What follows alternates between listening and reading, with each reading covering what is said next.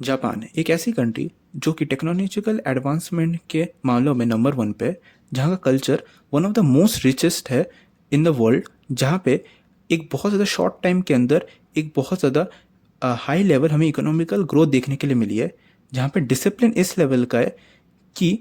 आपको सड़क के अंदर एक कूड़ा भी नहीं देखने के लिए मिलेगा और वुमेन सेफ्टी नंबर वन पे रैंक करती है। बट यही सेम जापान एक समय में 1980s और 1990s के अंदर एक बहुत ही ज़्यादा बुरे इकोनॉमिकल क्राइसिस से गुजर रहा था, जहाँ पे हम ये देख सकते हैं कि लोगों को ये लग रहा था कि जापान का जो रियल एस्टेट है वो हमेशा ग्रो होते रहेगा, इसलिए लोगों ने जापान के रियल एस्टेट के अंदर बहुत हैवीली इन्वेस्ट किया था। बट इसी चीज़ को रोकने के लिए जापान के जितने भी बैंक है उन्हें इंटरेस्ट को बहुत ज़्यादा हाई कर दिया था, जिससे लोग रियल एस्टेट के अंदर कम इन्वेस्ट करें और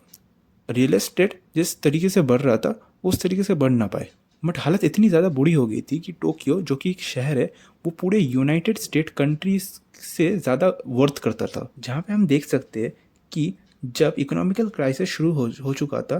तब जापान जो एक समय के अंदर रैपिड ग्रोथ के अंदर था, वही सेम कंट्री अभी एक मैनेजिंग क्रॉनिक डिफ्लेमेशन के अंदर पहुंच चुकी थी, जहाँ पे हम देख सकते हैं जो वेजेस थे वो भी एक स्टैग्नेंट हो गए थे और जो डेट टू जीडीपी रेशियो है वो बहुत ज़्यादा बढ़ चुका था। जहाँ पे हम देख सकते हैं कि जापान एक बहुत ज़्यादा हाई सेविंग कंट्री है। इसका मतलब जापानीज़ लोग बहुत ज़्यादा सेविंग करते हैं, एज मच एज जो वो स्पेंड उतना नहीं करते जितना उन्हें करना चाहिए। तो वो अपना सारा पैसा बैंक्स के अंदर सेव करते हैं। जहाँ पे हम ये देख सकते हैं कि जहाँ पे हम देख सकते हैं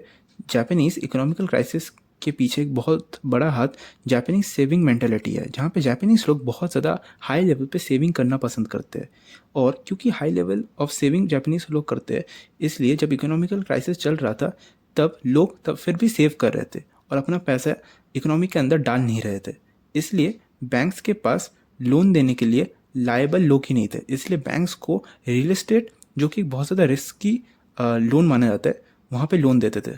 जब रियल एस्टेट वाला बबल जापान के अंदर फूट गया तो बहुत ज़्यादा इकोनॉमिकल क्राइसिस हमें देखने के मिला जापान के अंदर, जहाँ पे हम देख सकते हैं जापानीज़ गवर्नमेंट लिबरलाइजेशन को बहुत ज़्यादा अच्छी तरह से इम्प्लीमेंट नहीं कर पाई थी, इसलिए जितना भी इंटरनेशनल कैश फ्लो था वो जापान के अंदर अच्छी तरह से आ नहीं पा रहा था। इसलिए नई जॉब्स क्रिएट नहीं हो पा रही थी जापान के अंदर, जो कि इंटरनेशनली पॉसिबल थी, जो कि इंटरनेशनल कॉपरेशन कर सकती थी। और ये बहुत बड़ा रीज़न बन गया फाइनेंशियल इकोनॉमिकल बबल, जो कि 1980s और 1990s के अंदर बस्ट हो गया था। जहाँ पे हम देख सकते हैं इस इकोनॉमिकल क्राइसिस से निकलना जापान के लिए एकदम ही आसान नहीं था, जहाँ पे जापानीज बैंक्स को गवर्नमेंट ने पब्लिक फंड्स के थ्रू पैसे दिए, जिससे जितने भी ऐसे लोन्स थे जो कि चुकाए नहीं जा सकते थे वो इस पैसों से चुका सकते। जहाँ पे हम देख सकते हैं गवर्नमेंट ने अपने कंपनीज को इंटरनेशनल किया और अपनी जितने भी कंट्रोल था जापानीज़ कंपनीज के ऊपर उसे बहुत ज़्यादा